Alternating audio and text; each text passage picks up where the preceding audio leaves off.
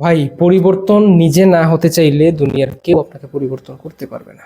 আপনার অবস্থার পরিবর্তন করতে চাইলে আপনাকে পরিবর্তন হতেই হবে, বিকল্প নাই। আপনাকে চেষ্টা করতেই হবে, বিকল্প নাই। আগের দিন আর নাই যে যেইভাবে খুশি সেইভাবে চলবেন, যেইভাবে খুশি সেইভাবে সাকসেস হবেন, ওই দিন আর নাই।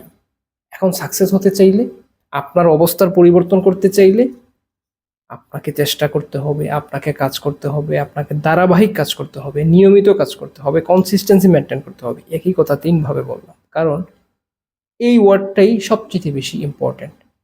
এই ওয়ার্ডটাই হচ্ছে নেভার গিভ আপ।